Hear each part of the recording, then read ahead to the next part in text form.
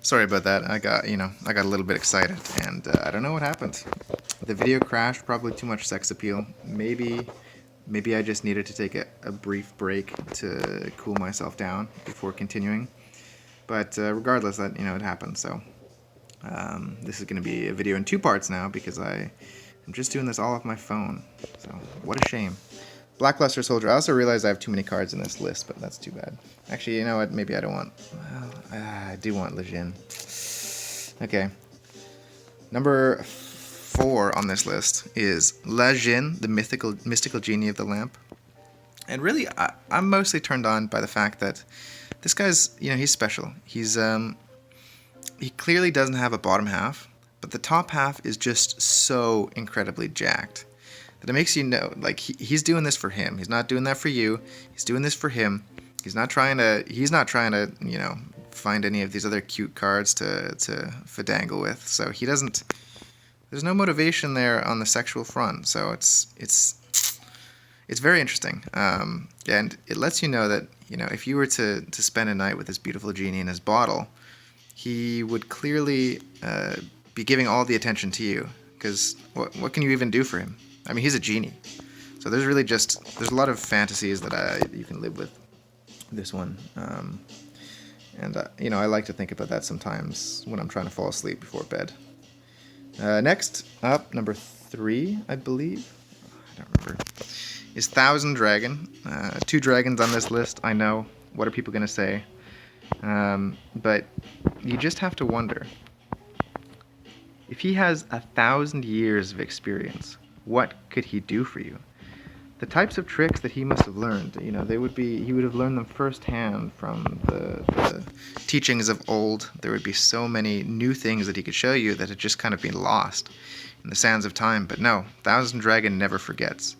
He's blowing all that smoke. That he's a bit of a smoke show himself. So Thousand Dragon, definitely high on my list.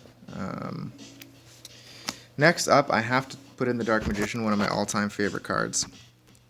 He's a spellcaster. He is, as you can read right here, the ultimate wizard in terms of attack and defense.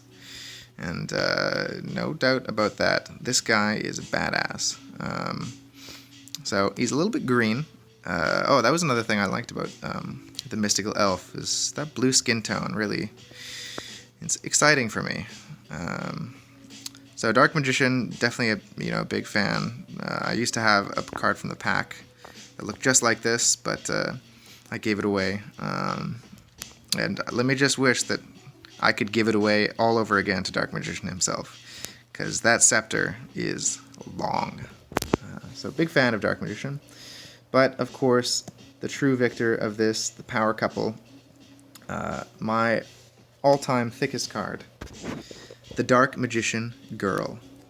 She is just so cute. And, she's also got a thick staff, just like him. Who knows how she could use it. Both of their hats, extremely thick. The thought of the two of them together is, especially, when I was playing Yu-Gi-Oh! All the time, hard to think about and keep concentrated on the game. But she definitely is worth every second, and she should be at the top of anybody's list. This is from a pack as well. This is from, what is it, MFC? I think that's Magician's Force booster pack. It's been a long time, but Dark Magician Girl is absolutely magnificent. Now, of course, these were some great options that I've chosen, but there are some that didn't quite make the list, deserve a bit of a special mention. First of all, probably Dark Paladin, simply because Dark Paladin is a fusion monster that is essentially the offspring of the Busting Blader and Dark Magician. You put them together, what do you get? You get the Paladin himself, the darkest of Paladins. This guy is equal parts busting, equal parts scepter wielding. He's ready for action. But since I liked both of them individually, I thought it would be kind of cheating to put him on here as well. So he's a great card. Definitely deserves a shout out. There's also the classic Egyptian god cards. And these are essentially, so we have here the Winged Dragon of Ra, Divine Beast. We have Obelisk the Tormentor. I guess he could he can torment me in ways that I probably can't say on YouTube. And Slifer the Sky Dragon. If you want to go sky high with that guy, that's the one to do it with. Now these three, you know, they're kind of cheating because they're obviously absolutely beastly, both in and out of the bedroom. So it's kind of, you know, it would be unfair to put them on the list, but they definitely deserve an honorable mention.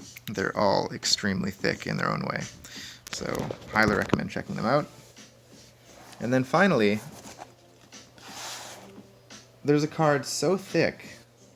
Let me just hide this for a second. There's a card so thick that he can't even be contained on one card.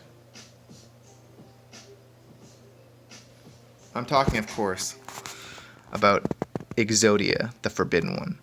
He is so incredibly thick that he literally needs 5 cards to contain the thickness that is his entire body. Most people haven't even seen his entire body put together right now, so I'm showing you some very secretive material.